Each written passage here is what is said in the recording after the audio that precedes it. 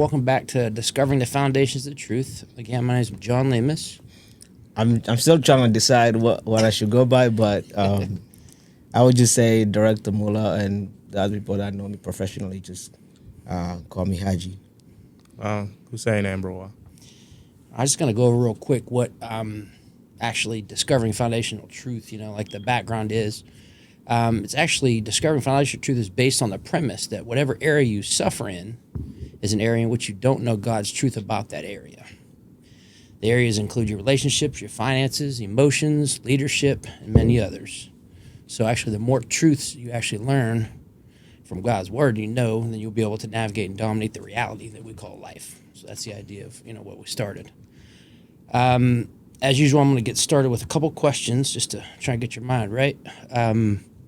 What are you afraid of losing when nothing in this world belongs to you? Is there anything you're afraid of losing? Understanding that nothing in this world really belongs to you. Afraid of losing anything? I'm not really afraid of losing anything, and I used to, but it's more like afraid of losing yourself. Okay. Don't let other things control you, such as like money, your environment, and just like other people, because other people like can lose you. If anything, like the only that's like not necessarily, but like your morals and values type of thing. Okay. So what about you, Hussein? Is there anything you're afraid of losing? Well, not in my knowledge. No. Okay. I just usually look at it like it really doesn't matter, or if I lose it, I can get it back again. Yeah. Okay. All right. Okay. Sometimes when things are falling apart, they may be falling into place. Just two different ways of thinking about that. Yeah. So do you have anything to go with that? As far as, has anything ever fallen apart in your life? I mean, I think it's growth. You gotta look at it as growth, right? Mm-hmm. So like for you to start a new foundation, the old foundation has to be completely, disintegrated, or like completely has to like that's the falling apart. Yeah. So like that's because what's the point of like trying to build a house on top of a foundation that's been bad for a long time, right? Right. And I think that's what it is. Like that's the the losing stage. Like it has to go completely for you to start that. And that's like the building stage. So something beautiful and something new is coming once you completely fall apart. Okay. All right. You cannot create chaos in the lives of others and expect peace to come to yours. So if you're out there creating chaos in other people's lives, but you expect peace in yours, why doesn't that work? Because people remember. That's how I look People at it. definitely remember. Yeah, I never forget. Yeah. Think about the way I say things about, like, if I speak about somebody, a lot of times I'm telling about myself. Yeah. So when I'm creating chaos in other people's lives, I actually created it my own. Yeah. Okay, yeah. I can't have chaos unless I create it. So, Yeah, you're really doing it to yourself, thinking you're hurting somebody else. So to go along with that, I think part of it is too like, obviously karma. I would say that whatever goes around comes around. Yeah. But also you're self-reflecting as well. And like it's a three-parter for me. So karma, self-reflection, and also as you speak in those words, you're inviting that energy. You know what I mean? Even though you're saying, oh, you're talking about somebody else, you're inviting that that energy, and that energy comes to you. Yep. So on the backside of that, hurting someone else will never bring healing to you. So just understand that if someone does you wrong, even though you try and get back at them, you're really doing it to yourself. We spoke about that last week a little bit, as far as arguing with your wife or something. You're basically one, you argue with her. Everything you do to her is going to come back to you anyways. Oh, yeah, that's in your own house. Common sense, that ain't going far. All right, some people were not put here to evolve. They're actually here to remind us what it looks like if you don't. Oh, that's crazy. I never looked at it. Yeah, so I was just trying to think of how to explain that. It's like you see some people, you think, well, why can't they learn from what they're doing? What's going on? They're not really meant to. Yeah. They're there to show you what happens if you don't, I look at it like, I don't want to be like that. Right. That's just an example. That is a good example. Yeah. All right, now we're going to get a little personal. What was the most valuable gift that God gave you in your life? What's the most valuable gift? You wanna go first? I mean, yeah, sure. My end, I could say life, but going above that, I mean, like I could say like air from a point of view. From my understanding, I never seen nobody remake air. Right. It's impossible. So Okay. in that stand, I say air. Okay. Can't live Breathing. without that. I think for me, I would have to say like my wife. The reason why is because she had something that I didn't have, and which was like understanding, like love, right? So that's what I would say. Just like, because she comes from a family where like they're like, they're so like you can see the affection in the family. And like it's not so much that like we don't like I won't say like our parents or my brothers or whatever like didn't love you. They don't show affection, right? So it's completely different. So for me it was like something that God gave me was that, because I didn't have that from where I come from. That wasn't there. I mean, I would know like my parents or my family members love me, but they showed it in a different way. Yeah. So she actually has a little more powerful chance of showing you love as opposed to you showing her. Yeah. Also because she has children. Yeah. That's like undeniable love for your children. What like I about said, you? I'd have to say what's the most, I think awareness of who I actually am, and what that does actually frees up any fears. I don't have any fears at all. It actually allows you to look at things a little bit differently, as far as being able to help people, sit outside their problems and really show them that, it's not really that much of a problem unless you make it that way.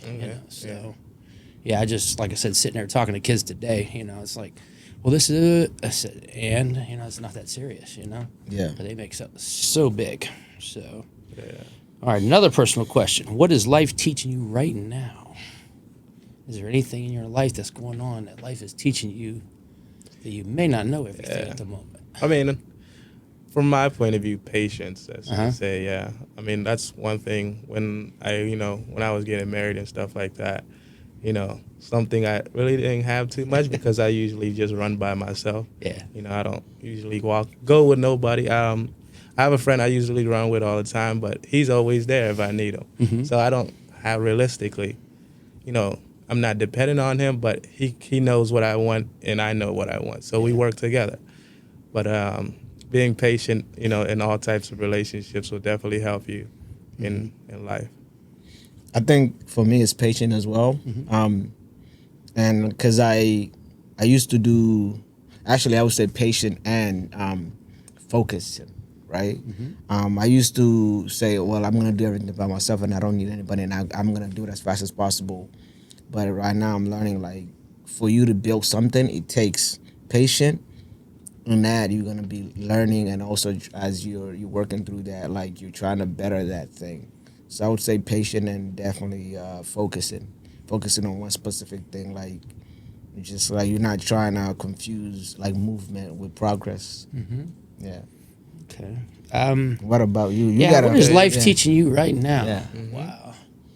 I already have patience. I have to say, it actually is teaching me that I stepped away from coaching, which is a real big thing, 'cause I've been coaching for 30 years.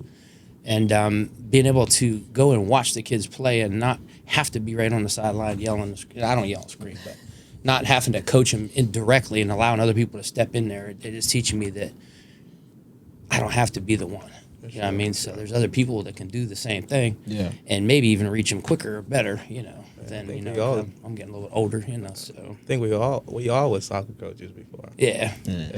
So, I think that's what it's teaching me right now. Just, you got to just calm down, step back, and, Yeah. And I think part of it too, like, because some people, you get to a specific point and they stagnate.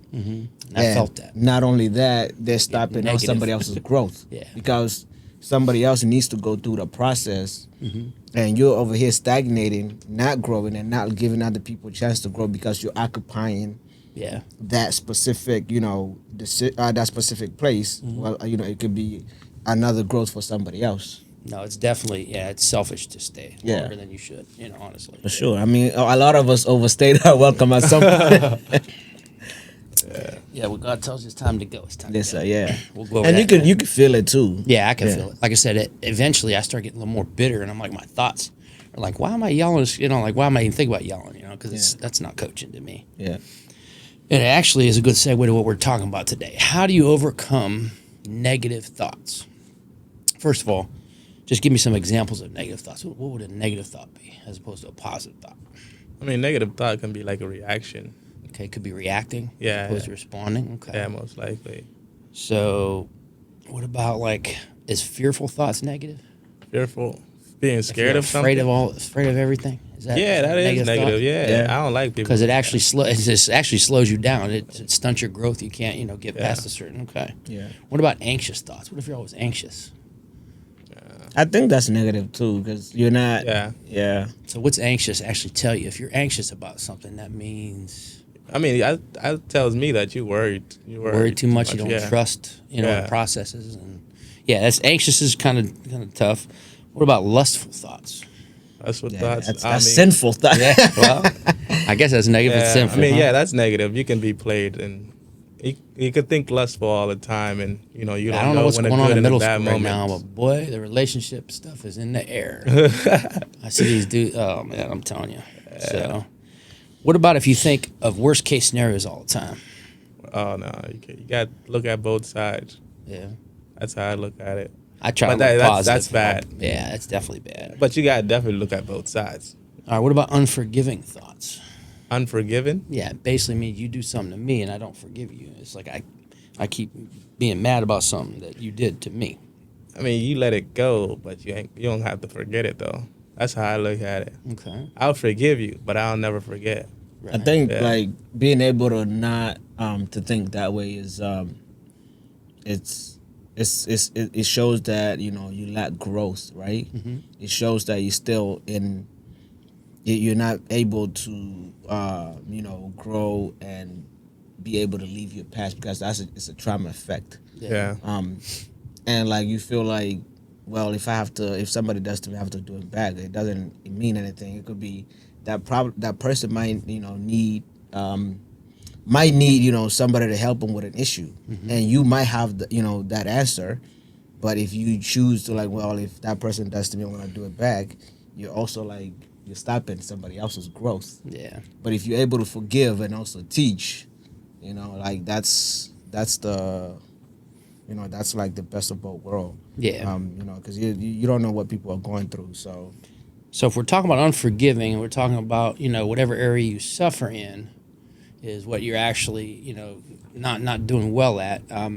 So if you're unforgiving, that means you don't understand what God thinks about actual forgiveness. Right. So does God forgive us?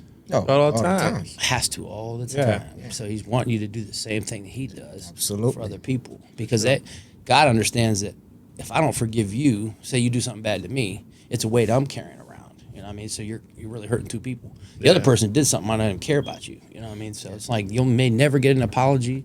You may never get, it was my bad. I didn't mean to. If you're looking for that, it's not going. It's a lot of times it won't come. So But I think too, some like people I don't bitter want for people to years. get confused between like forgiveness and also having guidelines and standards, right? Everybody has morals and values, and there's things that people can cross. And I'm not saying you can't forgive. you must forgive. No, I'm not But saying like he said, don't forget and don't let them do it two or three times. But like it's not like something that you're like, well, I'm just gonna it's just gonna keep happening. It's just like, yeah. all right, you move on type Yeah, of thing. it But gives you there's an like idea. guidelines to things that you're like, Yeah. okay, well, if this person comes, to It's this boundaries. point, Yeah, it's that's what- exactly setting boundaries. Yeah, boundaries. Yeah, you got to set boundaries. Because Yeah. I think even God has. There's things He does. Yeah. Yep. Yeah. Okay, so bitterness, depression, any relationships, even suicidal thoughts, those are all kind of negative thoughts, okay? This is a truth that I want you guys to understand. You're moving in the direction of your most dominant thoughts. So whatever comes across your brain or your mind so much, you're actually moving in that direction because that's where your focus goes, your energy goes. So your thought life has so much power on like where you go, what you actually do, how much you actually make as far as money, what you think about money, actually who you like, depending upon your thoughts and maybe the jobs that you take. So your thoughts are very important. Remember I told you guys the difference between a conscious mind and a subconscious mind? Do you remember any delineations or any kind of... The conscious mind actually has the senses. Yeah. So when the first thought smell, comes in, hear, yeah, see, it does all your senses. Yeah, and and the subconscious mind doesn't sleep. right, and that's beliefs, desires, wants, and dreams. With the truths, we're actually called to take every thought captive. What the heck would that mean? Any idea? How would you take every thought captive? So think about a thought comes in your brain. How do you take it captive? I mean, you could explain what captive means. Yeah, because Captive means like you running in the street and I grab you, now you're captive. You know what I'm Oh, you saying? gotta Now- hold it down. Yeah, you have to make sure it doesn't run amok. You know what I mean? You got to make sure every thought that comes in your mind. Oh, don't go wild. Yeah. Yeah, as I look at it, yeah. Yeah, because you gotta don't have to it act on control every it. thought. I mean, Yeah. if I act on every thought, it'd be ugly. Understood. You know what I'm I saying? got the There's some message. ugly thoughts that come in there once in a while. But Yeah. like I said, if you take every thought captive, that doesn't mean... It's almost like the difference between responding and reacting. Yeah. You know, I mean, if your action's different and I reacted to everything, I would look ugly. You know, I mean, if I Understood. respond, same thing with your thoughts. Okay, so you're actually called to take every thought captive, and you're actually called to be spiritually minded. Okay, what would you say is spiritually minded? I don't think I ever taught on this. yeah, So it's kind of, how does God think about a situation? Yeah, I was just That's about to say actually that. spiritually minded. Okay, obviously, he's going to think differently than we're going to think. Yeah. Okay, because our flesh has desires and wants, and you know, you've been through different situations and emotions, and you know, we got a lot of stuff going on that he's able to control. You know, because he's outside of everything. You know, but we, like I said, have to get to the point where we start thinking the way God thinks. All right, yeah. and then so you're supposed to be transformed by the renewing of your mind. So when you're born, your soul, which is your will, your what is it? There's three things there. It's your mind, your will, and your emotions. So your soul is actually formed. So your body is formed and your soul is formed. Your spirit is actually created by God. So when it's formed, that means everything that you see, everything that you experience, everything that comes around you is actually how your soul is basically formed. All right. So when it's talking about renewing of your mind, you have to take God's ideas and try to replace them in what you have, what you think the world thinks. You know what I mean? Because what the world thinks is basically opposite of what God thinks. Okay? So the mind actually does control every area of your life. Doesn't matter which area you're talking about, your relationships, your finances, your emotions, your spirituality, it controls everything. The mind. The mind does. Because every thought that's in there, everything starts with a thought. Yeah, it goes to And then your feelings. body is an actually instrument of your mind, so your body will do what you think. But a mind is a bodily. I'm not talking about your brain. Your brain controls everything in your body. Okay. It's an electrical, switching station for your So body. so you But say your mind is your mind connected to your spirit. It does battle with your spirit a lot. Yeah, 'Cause your you- spirit might think, this is wrong, but your mind says, well, it feels good. Like I said. Yeah, that's what I'm saying. Yeah, that's So what I'm saying. But your mind controls everything. So that's what I'm trying to get you to understand. You're gonna have to elaborate on it because I don't believe so. Okay, so how can you do anything without thinking of it first? If you can't think of it and get a thought about it, how do you do it? Some people don't think about it; they just go ahead. They whatever. react. Yeah, But, I mean, reaction's a thought. Yeah. but that's also part of your mind. Correct. And your Yes. mind is making you do it. Yeah. Okay, so if you say it that way, Mm-hmm. yes, but like, Yeah, we had the same discussion in the last one. Talk about words. Yeah. You see the life through your words. Yeah. Same idea. Yeah. Okay. So it says, do not be conformed to this world, but be transformed by the renewing of your mind, that you may prove what is good and acceptable, perfect will of God. So the idea is you have to take it's called carnal. Basically, carnal mind is how you've kind of grow up. You have to try and read the Word of God, whether it's in the Quran or in the Bible, whatever. That's how God actually explained his mind to us. And you got to start taking his ideas and putting them in your mind. When you do that, then you'll be on the right track. yeah, Okay, because there's a way the world does things and thinks about and operates, and there's a way God does it. Now, in the world, it's like the more people you get over top of, you dominate, then you're doing well. That's success. Whereas God thinks, the more you can get together and work together and produce something for everybody, that's success. yeah. He thinks. The one thing is like your lowest person is actually the person that's the highest in God's eyes. So like the servant is actually the highest in God's eyes because he's able to do what he actually wants you to do. So, Yeah, I mean, everybody's called to be a servant. yeah, yeah. So the world operates in greed, jealousy, lust, unforgiveness, bitterness, and trying to dominate other people. Okay, we're not called to dominate any other person. We're called to dominate resources, but not the people. Okay. By default, we're actually going to drift to the way that the world operates because we just want to fit in. We just try and do what everybody else is doing, But like I said, it's actually an extra step to get going towards the way you want to go, to the way God's thinking. Because we're actually not from this world. We're just visiting. What the heck does that mean? It's from part-time. here. It's like you're renting. Yeah, it's like I got a dual citizenship. Yeah. One is here and one is in heaven. I mean, Yeah. I asked this question like a couple months ago. I think like earlier this year. What was the reason why we're here, right? As humans, and we kind of like thought about it and we're like experience, Okay. But I like this. Still wondering. Yeah, I'm still wondering, and Why we're I'm here. like, yes, if it's that, like, if God wants our soul to experience, what this beautiful planet is like, then God must really love us. 'Cause Well, I mean, I have a little different thought on why we're here. Why Yeah. we're here, basically, there's something that needs done at this point in time, and he actually forms you before, you're birthed through your parents. Yeah. So, I mean, he has a reason why you're here because there's like 400 million sperm coming, and that one is the one he chose. no, for sure, you're winner. definitely special. Yeah, you're definitely I number one, understand- but you have to. I mean, I understand can't that. see us being here just to experience this. Yeah, Because like I said, there's some people that experience a rotten earth. I mean, it's like it depends on your words, depends on your thoughts. Like I said, in your environment. I'm thinking but- overall, like, because a lot of us are here because other humans are here, right? Like, you have a purpose, and your purpose is to serve other humans that are here, right? That's why you were born. But I'm saying, what was the what was the reason why humans are here? I'm talking about the whole human, not individual people. I understand individual people have things that, like, gifts that God gave them to be able to Right. to be do able when to they're here. fulfill Okay, yep. a specific thing. I'm talking about whole, like, the human race. Okay. Why Earth? Why here? I understand it's like specific, Right.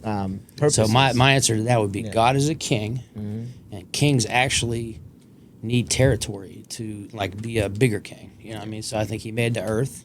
He made us so he can actually enjoy, how we interact on this earth when you're in his will, obviously.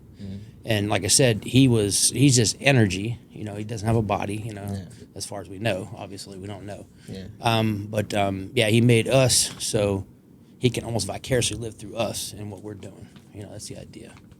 That's what you. That's what I think. That's biblically, yeah. Okay. But beyond that, I don't know until I get to the other side.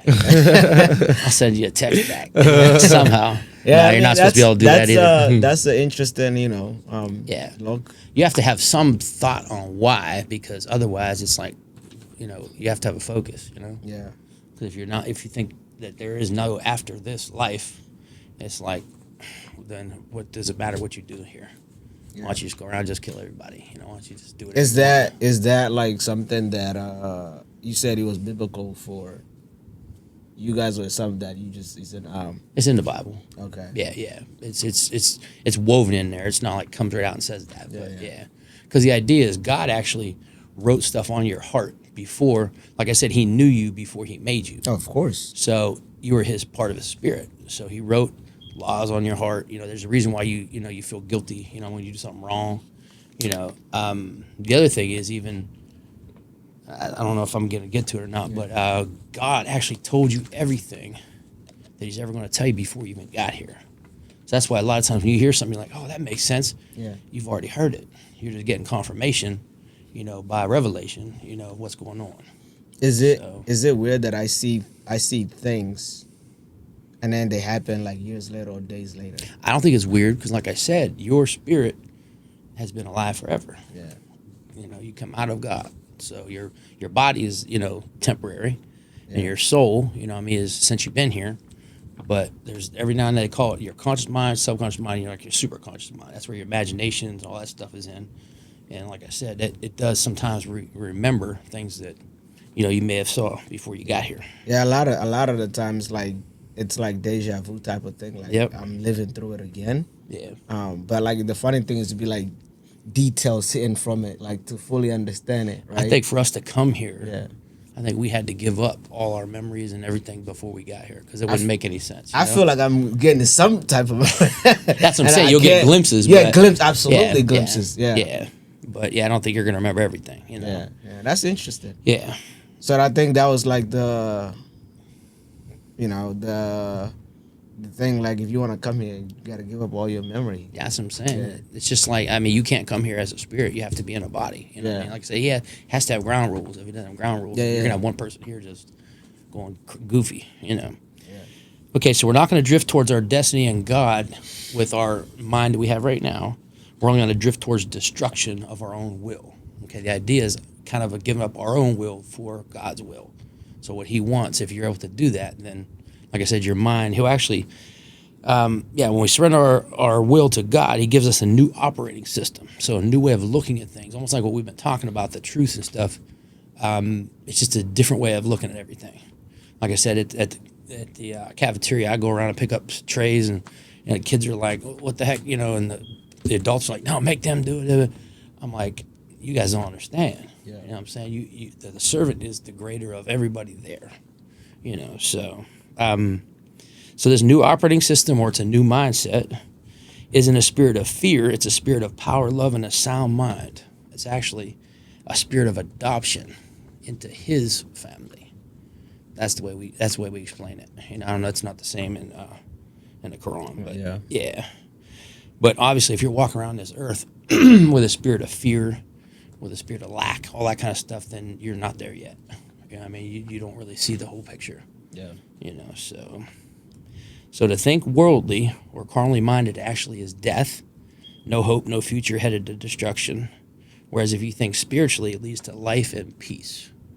So if you see people walking around and there's not really that much of a care in the world, like I said, they've chose to start changing their will to what God wants. Because when he does, he walks right beside you. You know what I'm saying? You got angels and demons all around you. They're fighting over different things. Like I said, most of our fights are not in the physical realm.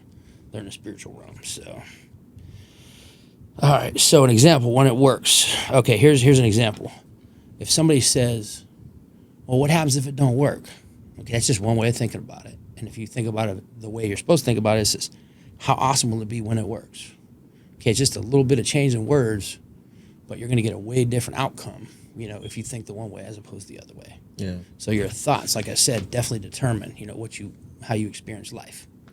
Yeah. I mean, it's the thoughts come in first, and then like how you like the energy that you invite, like the words that you use as well, because words are affirmation. So yeah, words are actually power. yeah, Actually, God made this whole earth and everything in it with just words. It isn't like he had his hands and he don't need that. So when is it appropriate to use? Because you say words are power. When is it appropriate to use? And like a lot of people, I'm starting to think this way too. I don't. Like when somebody says like, cuss words, I think that person or that scenario gives it power. I don't think like... They feel that it's powerful for them. Yeah. They don't realize that anything negative drains you. So when I'm afraid of something and I use cuss words or whatever, it actually drains me. So But, if I was in a fight, yeah. the person that's in the fight's the calm dude that just, can think and react, and that's the one who's going to win, not the loud one that's screaming and hollering and trying to... That's the difference in the words. No, I'm not talking about if somebody is in like a confrontational Right. type of thing. I'm just talking about in terms of somebody uses the vocabulary is full of like swear words. Like other people can like devalue that human being because that person uses that type of language, and other people like I could care for how that person speak, because I feel like some people give curse words power. And some people just don't really care about, because they just see them as words, right? Yeah. But I mean, what would you think about a person that does a lot of cursing? I don't think about it. I don't see it any different. Okay. Do you think they're highly advanced? Like, what profession do you see, or anything that you can get ahead with using that type of language? I don't see it. I personally don't really like care. Okay. I'm just wondering. I mean, if you see it and people are doing it in an area and they're making a lot of money at it or something, I mean, I could see that it being beneficial, Yeah. but I just don't see any benefits in it. I mean, I've seen people in that area and they're fine with it. I just think I feel like Well, they understand that they can't change that person. Yeah. Like Yeah, I hear for sure. cussing all day long, Yeah. you know, and I'll look at them and it'll stop. But it's like I can't change that person. That's that person's heart coming out. But do That's what it is. you feel like the cuss words are controlling you though? No. Because you gave them power, like, okay, this person is. I gave them this way. power because Yeah. I understand what they're doing to that other person. Because out of the overflow of your heart, your mouth speaks. But I'm so saying, what's inside is coming out. but if they're using a different term, because you can say, you know, like everything can be said in different. Every word can be substituted for something else, depending on that, like feeling, that emotion, and what's going on in that specific thing. So are you arguing for cussing? No, I'm just saying, like, I don't really like I won't. It doesn't bother you at all. It doesn't bother me. That's at all. fine. That means you're secure in what you are. That's fine. And it doesn't bother me, and I won't give it attention because I feel like if you are paying attention to those things, Definitely, and yeah. you're looking at people who say that, I feel like those words are controlling you because they're stopping you from doing what you're doing and what you're focusing on to pay attention, even if it's a split second. Yeah. I feel like that. Well, those my words are thing as a controlling you. teacher is a little bit different, you know, aspect Yeah. that I got to deal with. You know what I Yeah. mean? Because if Especially I hear coming that from kids. yeah, something's coming out, then Yeah. something's going to happen. You know what I mean? Yeah. I hear aggression. That's fine, you know. But like I said, it's and a Yeah. lot of times they don't even know they're doing it. Yeah. I mean, there's sorry, you know. it's And like- I think it depends on the environment too. but you if I know? never check Yeah. them, then they're just going to keep doing it, thinking Well, it's yeah, absolutely fine. easy. You know? Yeah. Yeah, it's coming to that point right now. I'm telling you, it's crazy. All right, so as a man thinketh in his heart, so is he. So what Repeat again. As a man thinketh in his heart, Think of. as he thinks about Okay. what happens, what his thought is in his heart, who he is. That's what he is. Not in his mind, because you can think, "Oh, I'm the richest, fastest." You can think that, but you know in your heart, you know You you're ain't, not. yeah. So, but as a man thinketh in his heart, so is he. So, what do you think about yourself? And do you ever think about what you think about yourself? You probably don't. What do you think about yourself? I think for me right now, I think I'm growing. You're definitely growing, Yeah, for sure. That's the only word I can use, growing. okay. And yeah, that's Okay. Do you think about yourself at all, Hussein? Think about myself. Like, I what mean, I do what I have to do, but in a sense of thinking of something, I just usually think of what I need to get done. I don't really think about myself too much. okay. Girls, really, I leave that to the girls. Well, I'm just They kidding. do get fixated Yeah, on yeah. what they're wearing, what they're doing, what they're Yeah. saying, and all that stuff. But okay, so the whole idea is what you think about yourself is important because what God says about you is also very important. So if you don't know what God says about you, and your ideas about you don't match up, then that means it's a lie, which is limited ideas explained. So you don't understand what God says about you. So if you understand what God says about you, you would probably act differently. You know, you would speak differently. You would walk around different. So I'll just give you a few words that God actually wrote. You know, these are in the Bible. I'm not really sure if it's in the Quran, but that you're chosen, you're adopted, you're redeemed and forgiven, you're sealed with the Holy Spirit, you're the head, not the tail, you're not a slave but free, you're actually a citizen of heaven, you're a branch of a true vine, you're the lender, not the borrower, you're a new creation, and you're a child of God. So if you actually believe all those things that God says about you, like I said, it'll affect how you behave. It'll affect how you interact with people. Because if you think you're, you know, someone from the projects and that's only, you know, I'm only going to do this, I'm only going to, you know, like I said, what you think about yourself makes a difference in, you know, how you're going to act and stuff. So if my thoughts don't align with God's thoughts about me, what I'm thinking is a lie. And it's pride. So you're following your ego. It's like what you know, what the world tells you about, you know, I'm a good basketball player. It's like, that's not really, you know, that's what they say. Yeah, get to reality. So we are at the point right now where God has given people over to their corrupted minds. I mean, he's tried in different time periods to try and help everybody get along the right path, but I think he's taken his hand off of, you know, some of our culture and some of the places around in the United States for sure, because you see the stuff on the news and you know what's going on. So the idea is if you're only thinking worldly, then I mean, you have the people smashing and grabbing, in all different places. The people I saw one time in New York City, a guy took a hammer and just smacked somebody in the head for no reason. I mean, it's like dude was just standing there waiting on the bus, and he just got hit. Yeah. So that's where we're headed. Okay, and it's supposed to get worse before it gets better. So the idea of what we're doing now, just trying to have truths come out and actually understanding what God wants us to do, will actually slow that. But like I said, it's going that direction. So people who choose not to follow God's ways will do things the world seems to like or just accept. They'll follow each other like sheep to the slaughter. So if you think about a sheep is that smart or dumb? You can't train a sheep. I never Yeah, you don't mess time with with a sheep too sheep. much. That's a good thing. Yeah, but they're dumb as heck. Okay. They just follow. That's why they have a shepherd and they have somebody tell them what to do all the time. Okay. So they reject God's ways and they don't acknowledge Him as a creator. So a lot of times you see the science guys now. We come from a frog. We come from an ape or something. It's like the Big Bang. Or yeah, something. Big Bang. Like I said, it's like I've never seen two apes have intercourse and all of a sudden a person pops out.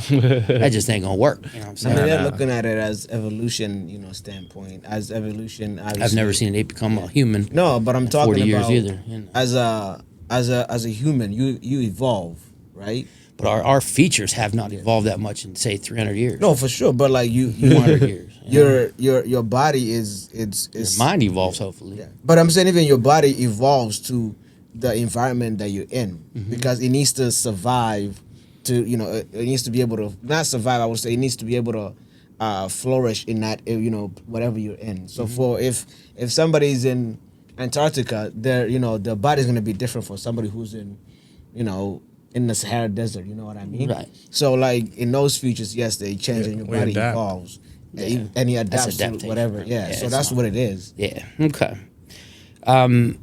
Most people nowadays would rather watch the NFL on Sunday than go to church. I'm not the one to say that because I don't go to church. I have church all the time in my car. Yeah.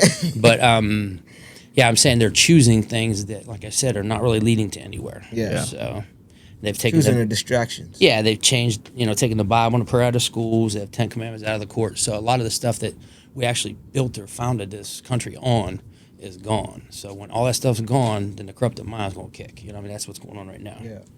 And it says one of the greatest pieces of judgment that God can do to people is give them what they ask for. Think about that. That's what they wanted. He just gave it to Yeah, them. he's finally not Yeah. mess with their spirit and their consciousness and say that's not what you really need. He's Yeah. kind of taking that hand away and just give them control. Yeah, whatever you want. 'Cause that's the way it is, anyways. He gave us free will. So we can choose what we want. But okay, what does this mean? Eye is the lamp of the body. Your eye is the lamp of your body. What's a lamp do? I mean, the Shines. light. Shines light. So your eye is the lamp of your body. I don't know. I see everything for your body. That's what I say. Okay. Yeah, I would say it differently though. What would you say? I would say your heart is the lamp. What do you call it? Is the lamp of the body because your eyes can trick you. Your eyes definitely can trick you. Yeah, because it's not like it's not what you Think like, think about your heart. How's it the eye? How's it the lamp of the body though? Because it has to let light in or not. Yeah, well, if you say in that case, yes. Yeah, okay. But I'm saying, and my argument is like, the eye could also trick you if. Oh, absolutely. If Yeah. the Your heart That's is what- weak. heart, yeah, Yeah, your heart, So yeah. if it's not like, if you're talking about letting light, yes, because that's the only thing that can see light, Yeah. right? But I'm saying too, like we could be looking at the same thing. You could see it differently because of who Your we are eyes. inside. That's why you're supposed to be not led by your eyesight. You're supposed to be led by the spirit. Yeah, Yeah. the spirit is your heart. Yeah. Yeah. So yeah, but the eyes and lamp of the body. Basically, whatever you take in through your eye yeah, is going to be exposed to your heart. Yeah. And it doesn't necessarily have the to. right path. You might have seen it once or twice, and it doesn't really have a whole lot of effect. But if you're watching something, for 10 weeks, that's going to affect how you do. So. no, I was just thinking about it like differently. Yeah. Right, Well, you're your using the right mind's path. different anyways because of cameras and stuff. Like I said, it's, yeah. Yeah. So we need to tether to the Word of God, not YouTube, TikTok, and Instagram. So you got to get down to the point where you at least understand some of the truths that we're talking about and not going to TikTok for, what I'm supposed to do next. Yeah. I saw 2 girls sitting Research. today in a line, and didn't they just tie their braids together? And they're like, oh, we saw it on TikTok. I said, hey, y'all, we're going to play a game, and y'all going to run each way, and then all your hair's going to fly off. You know what I'm Yep. saying? It's like none of it, it's all rented. Yeah. So I'm like, Challenges. you guys, it's the TikTok challenges. It's like, Yeah. oh my goodness. I mean, that's just what we're dealing with right now, as far as the kids. Yeah. That's why TikTok over in China and stuff ain't the same. You know No, what I of mean? course. They control that because they know it's not good for the kids. Yeah. Okay, so we need an operating system that God promises to give us. We need to go from the corrupted mind to God's mind.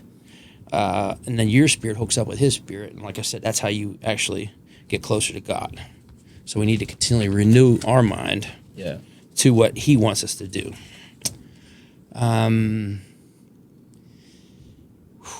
So when you're renewing your mind, you can think of it this way. You're supposed to plant seeds and pull weeds. Yeah. So what would I be saying about that? We've talked about planting seeds a lot. What about pulling weeds?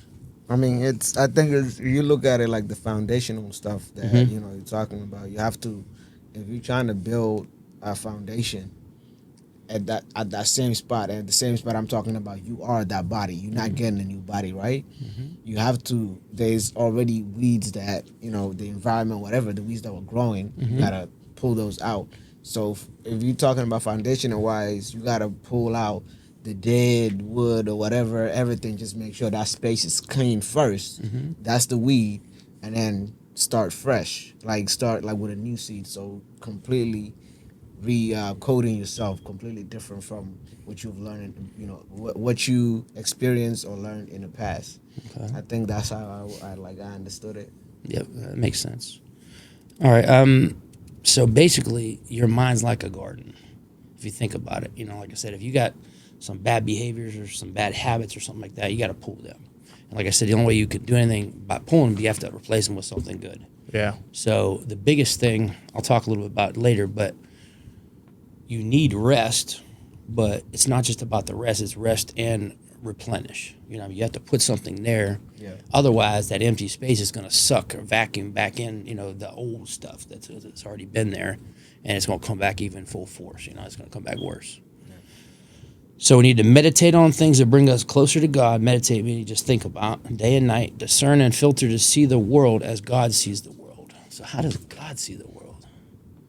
Any idea? Can you take your mind and your imagination and think about how God is thinking about what's going on right now? It's not easy. Yeah. I mean, overlooking everything and not judging as I see it. So you're saying God does not judge? I mean, judging from a point of view of not saying. All I'm saying is Not bringing damnation, not bringing fire down right now. Okay, yeah, and that something judgment. like that. Yeah. From a point of view, he's looking at it as, we're gonna let him figure it out, and if he comes to me and pray to me, and I'll help him. Okay. He's gonna step up in that point of view. All right, which he does. Mm-hmm. So how do you think God sees the world? I mean, I can't wrap my head around. It's hard, I know. That's the idea, is to stretch it. I haven't come to terms. I just think, I mean, going back to what you said earlier, I think he's, God is cheering for us to get it together. And he wants us to get it together so we can win, right? Right. He wants us to figure out ourselves, but at the end of the day, he's cheering. He's letting us to do it ourselves and let us grow ourselves. And hey, I'm here if you need me. Okay. I'm just one call away, but at the end of the day, it's like, hey, no matter what you do, I'm cheering for you. Okay. So what was God's original intent when he made Adam and he made, pulled a rib out, made Eve? What was his original intent? What did he want in this world? Peace. He definitely wanted peace. I don't know. You don't know? Yeah. His original intent was it just like in the garden itself, Adam would just walk and just talk to God, just have communication with, have relationship with. That's what he originally wanted. Yeah. And if you know anything about the Bible, his original intent is gonna come to pass. Like when he says something, that's what happens. Yeah. It may be 2,000, 3,000 years, but eventually it's gonna come back to that, and that's what we call heaven. Because there's gonna be no killing, no sickness, no nothing in heaven. So, yeah, that's what it's gonna come to pass. Okay, so when you renew your mind, you actually transform your being. When you renew your mind, you transform your being. So what you are Yeah. will be transformed by the renewing of your mind. Yeah. I mean, you're building a new character from that point of view, as Okay. I see it. And when you be something or you believe something, that's what you are. We try to do it all the time. We try to have everything, but we never be. Yeah. The be has to come first, okay? Yeah. So you might have to unfollow people, on social media. You might have to, like I said, you got to take away some of those weeds. I'm not even gonna lie, but we're not getting. Huh? We're not even gonna get into that. Why?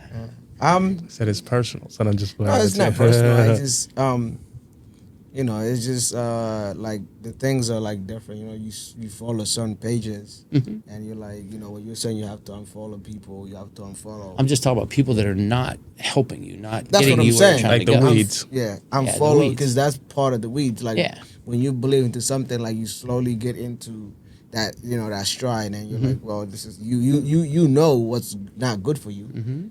I had to unfollow a few pages. Like this is not for me. Right. know. Yep. So you have to things that are not true, not noble, not just, or pure, lovely, virtuous, or praiseworthy. They got to go. You know what I'm saying, because all you got to do is let one weed in. I'm telling you, Oh, yeah. when I first bought my house out where I'm at now, he had 4 stupid little gardens. You know what I mean, with all the flowers and it looked great. Next season come by, Yeah. there's weeds here, weeds there. I'm like, that's a full-time job, pulling them weeds. You know what I'm yeah. saying? And even understanding what is a weed and what isn't a weed. You know Yeah. what I mean? Like I'm pulling stuff that's probably flowers. I don't know. Yeah. 'Cause I'm not a gardener. Yeah, you don't care about So what do I do? The easiest thing to do is just, I wiped it out. I took a bulldozer thing and now it's all grass. You know what I mean? But like I said, it can't be lovely in your mind if you don't really know what's good or what's bad. You know what I mean, the only way you do that is by kind of matching up with God's ideas. Okay, you cannot stop every bird from flying over your head, but you can stop them from building a nest. What the heck would I be talking about there? Yeah, you I got a funny story about this one too. My question is, why would you want to stop them from building a nest? Well, I mean, when not you a- get a bad thought and you let it build a nest, then now you're fighting. That is gross, The yeah. house won't grow. That's the Won't make idea. a We're talking about bigger thoughts nest. still. Yeah. Yeah, it says you can't stop every bird from flying over your head, so you can't stop thoughts, negative thoughts from coming in, but you don't have to let them build that nest. You don't have to let them stay there. You know what I mean? You can take them captive, try to renew your mind with what the God's trying to do. How about I was over at the aviary, and I'm Oh, you're walking in the north around. side, right? Yeah, right over the north side. I'm walking around, I'm like, man, these birds is about to crap on me because they're flying everywhere. Yeah. I walk outside, I'm cool. I go outside, there's these big bird cages now, and then the pigeon hit me, poof, right on top of my head. I said, oh. Where I was worried about it, it didn't happen. But outside, it's like I almost what wanted it- it to yeah. happen. I guess 'cause I was, when your thoughts You were thinking come- about, you're inviting yeah, that energy. Yeah, I invited it. So that pigeon said, I will take care of that. Yeah. I said, He's like, man, I got you, God. We'll I teach got him. you. Yeah, no, well, he'll get what he wants. Yeah. Okay, so when the Spirit of God leads your mind, your will and your emotions will follow and come into alignment with the Spirit of God. So that's the be do have. So the idea is, once your mind, once you start taking thoughts captive, start renewing your mind, doing all that stuff, then your will and your emotions will actually kind of fall along where your mind goes. Because where your mind goes, your energy goes, your focus goes, and you go. So that's why it's important to know what thoughts are coming in. So we don't dwell on unforgiveness, the past, or gossip, fear, self-limiting beliefs, and greed. Okay, your thoughts don't define you. Actually, God's thoughts should define you. Like I said, you're supposed to be the head, not the tail. You're supposed to be the lender, not the borrower. It says God's people never really beg for bread. If you're begging for bread, then you're doing something wrong. Yeah. All right, I'm going to switch gears a little bit. Talking about work. All work works. If it's not working for you, it's actually working on you. So if you put energy towards something, something's going to happen. Whether it's good or bad, good or negative or positive. But a lot of times it may take a long time before you actually see the result you're looking for. But during that time that you're looking for results, it's actually working on you to get to be the person who can actually be, what you want. So for everything, there's a season, a time for everything under heaven. As long as the earth remains, there'll be planting and harvesting, cold and heat, summer and winter, day and night. Okay, well, I'm going to talk a little bit about seasons and what season are you in right now. So you need to know what season you're in, or you will not be able to steward that season correctly. So we'll talk about the fall season because we're in fall right now. This is actually a season of growth. And if we talked about like, I guess an instrument of growth would be like a plow. Like if you ever see horses, pull a plow, or, cows or whatever. Cows don't really do it. Horses or donkeys or whatever, But a plow is actually, like cutting up the grass and, moving the earth. So it's getting ready to plant. So in the fall season, you're actually headed towards a harvest, but you don't have the pressure of stewarding that harvest yet. So, like I said, you're working hard, but you don't see anything from what you're doing so far. So at this time, you're supposed to plow up the ground of your heart. What the heck would that mean? I was thinking about it like just the 4 seasons you're looking at.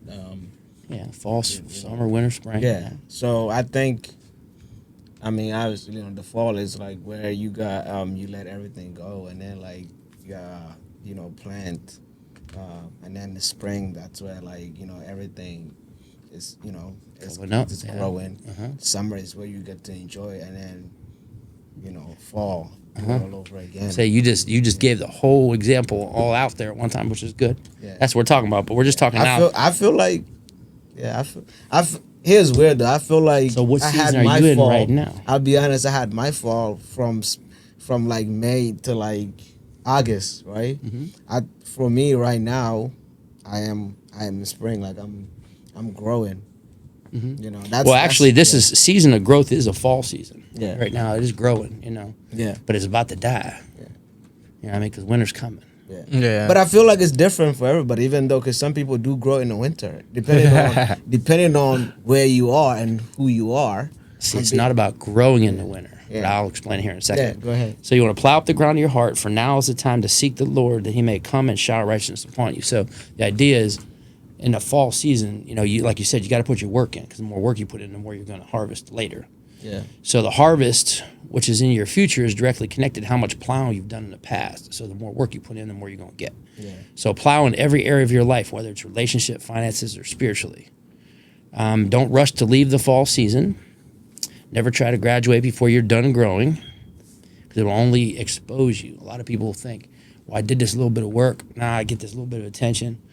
Now I go and I get on, say, a podcast or something like that, and I ain't ready. So now I don't have anything to say that anybody wants to hear. I got to go back to plowing and understand, what people are, looking for, that kind of stuff. So we're supposed to walk by faith, not by sight. So we're getting back to the thoughts a little bit. So what's that mean? Walk by faith. How do you walk by faith? With your source, I'd say, yeah. Okay, what your source is telling you? Yeah. So where do you get your faith from? Where you get your faith from? Yeah. What is it called? Where do you get your I still say that your source as well. Source is the source. Yeah. So it's a source of faith too. Yeah. The reason why you don't walk by sight is because, like you said, the same situation, eyes will definitely deceive you, because your eyes, are looking through, the lens of which is in your heart. And like I said, it's different in everybody. Yeah. So you're never supposed to be content with the growth you already have. You're supposed to strive for more and appreciate your growth, because when you're in that fall season, like I said, sometimes, that's enough. It's this big, while you're plowing, just keep plowing. You know what I'm saying? Eventually, like I said, this season will change on its own. It doesn't even have to be, you doing it. Yeah. So we headed into the winter season. Now this is actually, basically, I call it the deadly season, because there's not a whole lot of growth. But the idea is God is trying to kill something in you. Something must always be dying for you to be seeing things coming to life. Because there's only so much room in you. Mm-hmm. Say you got bad habits or something like that. God wants you to alleviate those habits during that winter season. That way, you can put new stuff in there, and then, you can start afresh, when you come back to the next season. So dying daily makes you dangerous, but also makes everything more difficult. So what does dying daily mean? Yeah, is what it do you like, think it means? I'm asking you. Yeah. So the idea is God expects you to take a look at his word, try and get some of the thoughts and ideas kind of hooked up to what his word is. So say if you're proud, that's got to go, because that's going to trip you up on everything. Yeah. Say if you're greedy, that's what we're talking about, dying to behaviors that don't match up with the word of God. That's not like dying. Well, we are dialing a little bit every day. Yeah. But I'm saying As you that's get not older. the idea. The idea is to try and better yourself, you're going to have to let go of some stuff for him to be able to come in and help, areas. So that's dying daily. I call the same thing with marriage. Oh my goodness, I call it dying to self, because yourself, if you're selfish, you're done in a marriage. You're just you're banging heads every day until one of y'all figure out that it's just it don't work this way. Yeah. All right. So God is trying to tell you that there's something he's wanting to birth in you and through you, but it can't come to life until you kill what God wants dead.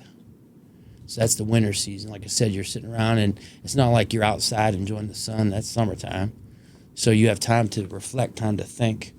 And at that time, like I said, God's trying to work through you and get rid of some stuff that, we just, we don't, it's not really helping us. So what is God asking you to kill today? What you think? Me? Yeah. What is in you that is not really serving you at this point, and it's probably holding you back from where he wants you to be, and already knows that you are? I think today, Right now. I mean, my end is like more networking and more planning of the future as I see. Okay, so that's what you want to get in there. Yeah. So what is stopping you from networking? What is stopping you from planning? What is stopping you? I mean, this is where I looked at it. Even in the long run, I was like, okay, even my city can be stopping me. Mm-hmm. So like I'm so used to doing like a lot of the same things every day. The habits of doing that can be stopping me. Okay. So your habits might be holding you back. Yeah. So a lot of that. So how do you get rid of a bad habit? I get away from it realistically. I mean, I'm saying if you move from here to Florida, you're going to be the same person. I'll be the same person, yes. Same habits. Yeah. Different environment. I don't think I'll, cause from Obviously, here, it's just like, sun's gonna, from here, it's better. like a lot of the people I grew up with, I'm more comfortable. Ain't gonna be no comfortable if I, go to another city. And it's not, I'm in like a serious mode, because now I gotta create, new friends. I gotta create new business partners and stuff like that. And they're not gonna be, in a joking matter because they don't know me. Yeah. Yeah, I know what So you mean. stuff like that. Yeah. I think for me is what's something that I have to like kill is fear.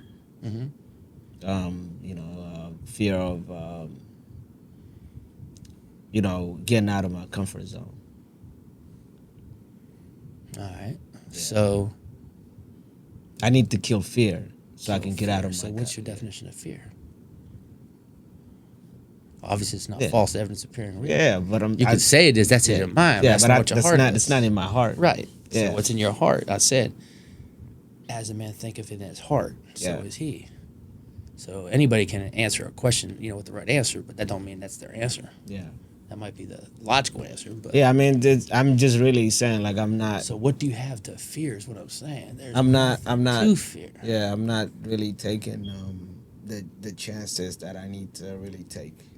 It's almost like just doing this podcast. Just put a little bit of money. It was like I said, it's a little step, and once you take that step, God's gonna push you to the next step. Yeah. Ain't no You know what I'm question. saying? Yeah, he can't do it for you. He's not gonna do what you can do, but he can do a lot more than what we can do. Yeah. So the idea is It's not take. I guess you could say like, it's not. It's taking baby steps, not not actually walking. Right. I could walk, but I choose to take baby steps. You know what so I the mean? trust ain't there. Yeah. Okay. So I need to, just trust issue. Yeah.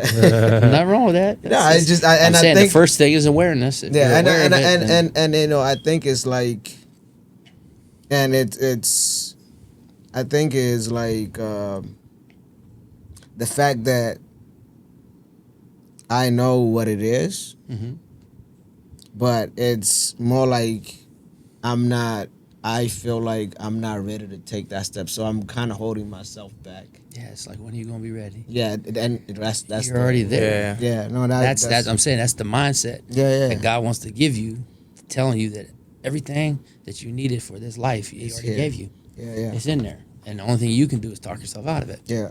And He's gonna let you do what you want. So, All right, so we need to put to death the things that constantly keep tripping us up from being our true self. Yeah. Okay, so when things go wrong, you want to use that season to dig up around your heart. So if things aren't going the way you want them to do, like I said, you got to start doing some work on yourself and figure out why and what's your next step, and just take that little step. Like I said, once you take it, then your confidence will be there. What about you though? What are the things that God I'm wants you to telling kill you, it's today? so funny. It's like at school, I'm almost like an out of body experience. Like I watch something, like I know the answer already, but I understand to explain the answer to somebody, that doesn't mean they're going to accept it. Yeah. But that shouldn't stop me from planting that seed, and try to pull that weed. Yeah. But the problem is, there really is no problem. There's one of me. Yeah. I mean, when you have a dynamic of say 30 kids, and you have 3 different groups doing 3 different things, it's hard to kill everything at one time. So I do try to inject in each one, and it's funny because I let stuff kind of play out, and I'm sitting on the sideline, and when they want something, they come, they actually come and ask about it, so that's the idea. I'm trying to think what I think the dogs actually are holding me back, honestly, without a doubt, because I can't get in my heart that we're supposed to take care of animals. I don't care. That's what I'm saying. She needs to hear the truth. The truth hurts, man. It's Yeah. like a light. I mean, it's like, I don't care about the money. I mean, Yeah. it's decent money, and it's all Yeah. cash, and Yeah. But that money, what it takes, 2 hours at night, 2 hours in the morning, everything is, it's brutal. You know what I'm saying? It's a job, because like I said, it wouldn't be so bad. She has a great idea. She got to let it go and let other people do it. Yeah. You could be a business owner and still make maybe half the money and give the other half to the people working there, and I could just leave it go. You'll be free. Yeah, Yeah. so that's what I'm saying. That's But yeah. her business idea, she doesn't have any. I mean, it's like, I'm doing this. This is my identity. I do this. I do. You're. I'm like, all right, and it's gonna last for so long. That's probably what he wants me to kill. Yeah. My problem is when I do kill that, there's going to be some steps. You know what Yeah. I'm saying? It's going to be, because it's Some probably lonely steps. Yeah, it's what I'm saying. You can't be afraid of that loneliness, because on the other side of loneliness is what you really want. Yeah. And like that's the knowing that that's actually good. 'Cause Oh, it's gonna come. I mean, But it's a shame, but it's. you might think the opposite, but like it could But be if I happening. do that, Yeah. and she actually thinks, well, I don't want to lose him, or I don't Yeah. want, maybe I will. That might be the step she needs Yeah, for that's me what to I'm just saying. finally say, it could be for make both your of you guys. choice. Yeah, make your choice. Yeah. So, okay, so going into a spring season, that was fall. I call the spring season like harvesting the wheat, season of reaping. God expects fruit. What's that mean? God expects fruit from people, his children. So what is fruit in this aspect? Think about it. What actually are you talking about? I'm talking about a sickle. That's just what you think about when you think about the spring season, because you're reaping. It's a reaping hook. All right. So all I said was God expects fruit, I think it's like a proud father. right? So what's a uh, proud father expect from his children? Become better than him. Yeah. Yeah, try to be better than me, try and And I have think that's better the fruit. behaviors, better. That's the fruit. Yeah. Yeah. Okay. So in the spring season, you want to appreciate and leverage that spring season. Like I said, it's only going to last as long as you've actually plowed. As long as you actually have put that work in. So basically, let me see. I jumped too far ahead. Yeah, the harvest, basically the future is directly connected to how much you plow. There it is right here. So how much you actually get out of that season is going to be, like I said, determined by how much you put in, and don't be quick to try and stay in that season. Like if the fruit stops, growing, or what you're doing ain't working anymore. Like I said, the seasons actually change, for reasons. It's not, you don't want to stay there. Yeah. Because when you stay there and think, I'm going to wait for the next, it's just not coming. Moving into the summer season. I call this the hammock, or season to rest. Yep. Yeah. Okay. Vacation. Actually, yeah. God actually protects you when you're resting, because He expects you. You have to rest. Yeah. Yeah. So, what happens when you don't stop? What's a good one for you, You're Mr. poisoning yourself. Yeah, Mr. Worker? You're wearing yourself out. You're only one. There's only one you. There's So only one you. And what's the lowest level of value? Is what's that first phase? It's called implementation. okay. So if you're the one doing everything, and you're trying to look for value in something, Yeah. you've limited you put a ceiling on what you can actually For accomplish. sure. Because you're doing it all yourself.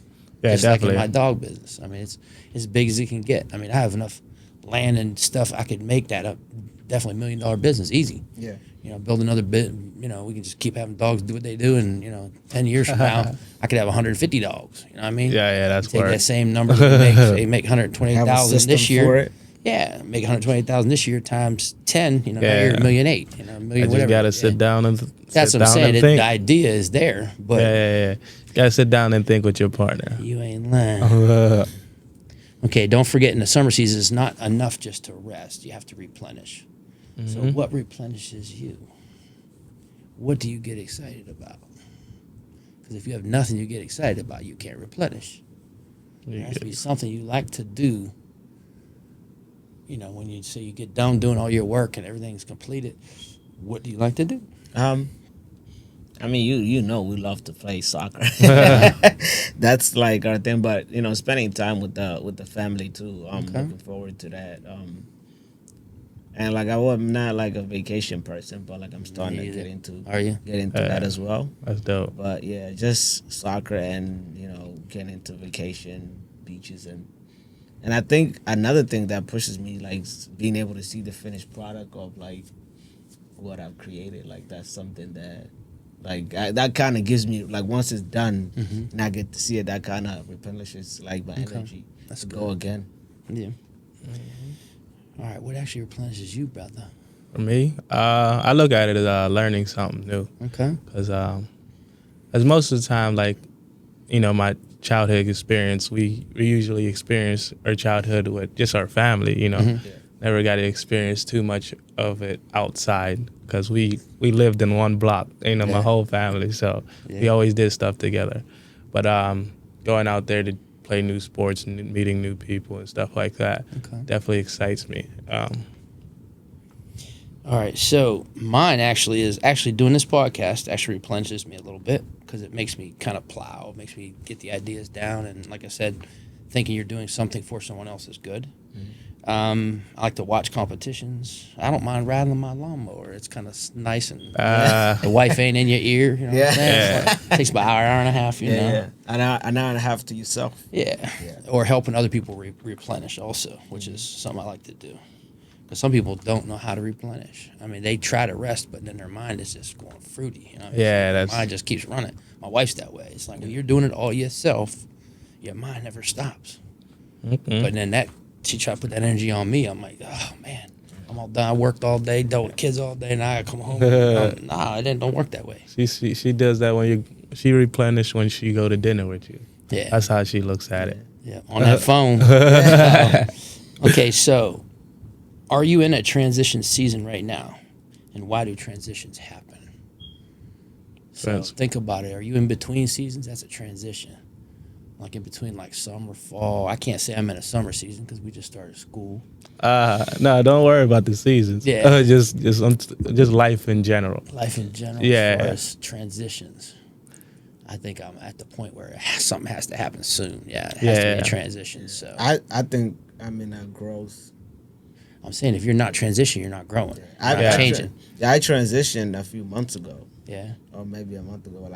I'm literally like everything I see it as growth, and I have the patience for it. So like that's what like I'm patient. I'm growing, I'm learning, and like I'm learning things about me and how I need to like move and give everything an opportunity, and then like see like the beauty in everything, and give everything a chance. Let it prove me otherwise. Even like people, and then like even if somebody, for example, if somebody is like, hey, we can't do this and this and this and this, I take the responsibility first. Sure do. Yeah, and I'm like, you know what? Let me learn from that because that person showed me who they are.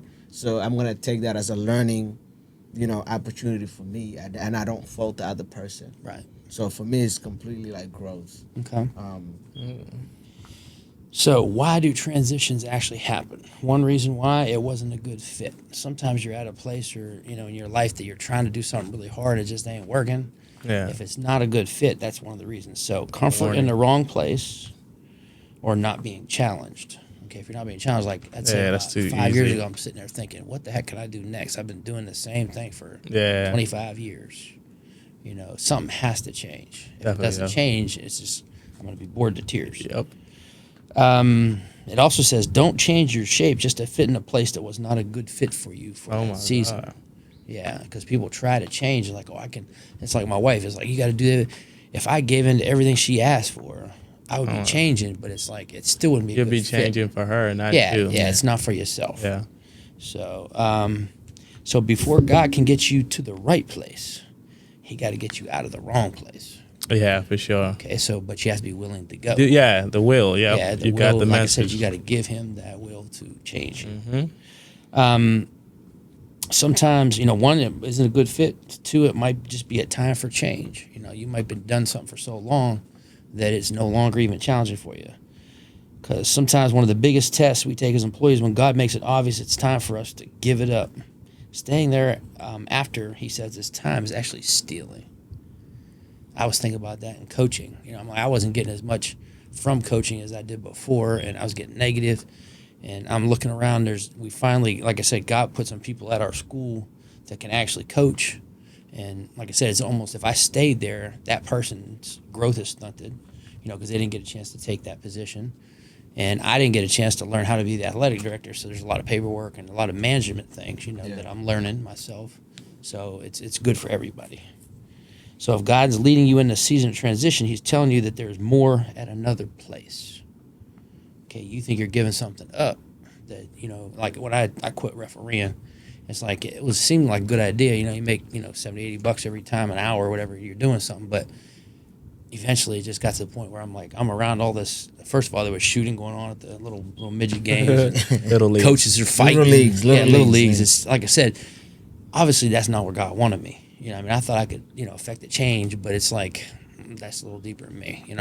There's a definite root there that has to change before that changes. You know what's crazy? I'm a person because whenever people come together, if the right energies or the right vibration are not together, because everybody comes with their own vibration in those like gatherings, right? If people don't have the same vibration they don't have the same outcome, because when you go through these, little leagues, you have coaches that bring in their egos. You have parents bring in their own agendas, and like people, fall to have like one major, idea, and which is to help the children have a great game and to show them growth. That's probably why like there's so much BS going on. There's like. Because people bringing the egos, people bringing different Well, you got to think about it energies. too. Some of these guys in the community don't see each other except at these games. Yeah, I mean, yeah. all of a sudden now it's like now I know where he's at. Yeah. I can come get him, and they don't even think about all the people, the kids, the grandparents, everything just sitting Yeah. around. I'm telling you, I was sitting there one time and they just started shooting. We hit the deck, but they just come through the stand shooting at each Yeah. other. I'm like, dude, there's people everywhere. You know what I mean? Yeah, Yeah, that's There's got to be a better way to do this. But that's you know? what I'm saying. Yeah. They're not thinking of the one mission of Right, that yeah. reason. No, it's and yeah. that's the help. They got their own mission. That dude dead. You know what I'm and then saying? with Yeah. those mission comes with different vibration. Yeah. Different. Obviously, God want us to like come together and Yeah. move mountains. Mm-hmm. That's like the expression that we say. But if somebody's like, well, I don't want to move a mountain today. I want to destroy a mountain. It doesn't work. Yeah, that's your choice. Yeah. Okay. All right, so sometimes it's just time for a change. We often choose security or comfort over freedom. So what's the difference between choosing security and comfort over freedom? Trying to think about that for a second. If I choose security and comfort, say I like my $108,000, a year job, I'm comfortable, I'm secure. Mm-hmm. I'm choosing that over freedom. Nah. What's freedom? Doing whatever you want at any whatever time you you want. want, have any I pick time. freedom any day. I'm over the saying money. that's definition of wavy. Yeah. So, ain't nothing wrong with that. But I'm Yeah. saying he wants us to choose freedom over comfort and security. Yeah. Because we think we get security and comfort from something, and really you're giving up something so much better. Yeah. You know, I mean, freedom is so much better than any type of money, or like I said, money will come when you produce value. Yeah. I feel like when money was created, that's when like a lot of people lost their freedom. Oh, absolutely. Yeah. That's a way to Because measure yeah. and a way to tell you your worth and all. It's crazy. Yeah. They did it on purpose. They know what they're doing. Yeah. All Who's they? No, I'm just Don't joking. worry about it. BlackRock. No. Oh, we probably get it. No, I ain't trying. Okay. Okay, you did not pay the price is another reason. So you stay longer than you should have. And actually, the longer you stay somewhere, the more expensive staying gets. Mm-hmm. So it's going to cost you way more the longer you stay past, what is comfortable, what is, safe. Like I said, it's going to charge you. You're going to definitely pay it for it. I'm just looking at it foundational wise. Like the more you let your foundation, like your old foundation, like get, gets old, the harder the cleanup, right? No, absolutely. Yeah. The cleanup is going to take longer for you to clean. That's what I'm saying. It's expensive because the cleanup is going to take way long, which is it's expensive because you're spending way more time cleaning up than if than just doing it when you move should. quicker, so there's less for you Yeah. to clean up. Yeah. So time served does not equate making more money. So think about that. Say I have a job and I've been here 30 years. Yeah. Should they be paying me a lot more because I got 30 years? That's what people expect. Absolutely. But realistically, you look dumb working there somewhere for 30 years. You probably got pretty lazy. Yeah. The idea is Stagnated. good. Yeah, good stewardship actually is why you would get paid more. Like if you're Yeah. doing more with less, or you're able to produce more value for a company. Like I said, that's how you get paid more, not just because you're there 30 years. Yeah. So the idea that God says is you actually die to yourself so I can live through you. That's the idea of putting him into you. And it's better to give than receive. Better to give than receive. Wow. Why is it better to give something than receive something? I mean, I feel like you get joy on both sides. I mean, Okay. well, So if I give away all my money, do I get joy? I won't do that, but No, no, I said it's better to give than receive. Yeah, I think it's depending on how you take it though, because the only time you're happy is when you're giving and growing, right? Mm-hmm. Yeah. So, So when are you joyful? but you have to. Happy and joy is two different things. Huh? Happy and joy is two different things. Yeah, I mean, you're only joyful when you're connected to the source. Okay. Yeah. Yeah, for me, I'm both ways. But I'm saying joyful for you, on both sides. for you to be able to give, your cup has to be full first. You can't Yeah. give what you don't have. Yeah, I Now gotta you have. now you're hitting the truth. You gotta have a giving balance. Yeah. Yeah, you're supposed to exactly. be giving from your excess. Mhm. Absolutely. You can't supposed to. take something that you. You're supposed to buy your toys from the money you make from your ass. Yeah. Not taking it out of your, stuff you need to pay for your bills. Okay, so what's the worst way to transition? So if we know the reasons why you transition, the worst way is that you can transition frustrated. Because when Yeah, somebody it's through says, Kensho Satari, right? yeah, well, that's the harder yeah. stuff. But I'm saying, That is the worst. if you are frustrated when you're transitioning, God's not going to really give you something new and better until you get over that frustration. He knows you can be frustrated, but when you behave or act frustrated, then that means wherever you're leaving is going to have, kind of like a bad idea of what you were. You might work for 30 years and you walk out MFing everybody. You know what I'm saying? It's like, what did you just do? Yeah. You took all that loyalty and all that stuff you gave for 30 years and just put it into a 1-minute package on the way out. It's bad. So you don't want to leave or transition frustrated or dishonorably, basically meaning like, you could leave by stealing money and just, say they owe me this because I did, don't want to do that. Or fearful. Because if God is in it, you shouldn't fear where you're going. So if he's in that transition and he wants you to transition, he's not going to give you that spirit of fear. He's going to give you a spirit of, faith and ambition and love and, just keep it going. So the best way to transition is actually, honestly, the stronger measure of truth you can handle as you exit, the more God sees you handle when you enter the next. So you could ask the person even at that job, where did I fall short of your expectations? Because sometimes you get fired. Sometimes you just leave because things are going on around what's going on. But asking them the questions, what area didn't I grow? Honors actually tested when there's something you disagree with. So you're going to have disagreements, but your honor's going to be tested. Otherwise, like I said, you may fuss on the way out. So that's the idea of the transition. Because they don't have really nothing else planned. Right. So that's right. why they fested. Yeah. You That's must- that's the problem, yeah. Because if you put all your eggs in that one basket and that's your job, and you think that's your livelihood and your everything, it's gonna be bad. Yes. Yeah, you gotta have plans. You gotta have exit plans. Mm-hmm. So, that's basically all the information I have for today. Yeah. All right. So, Thank you very much, and see Yeah. you next time. All right. thanks.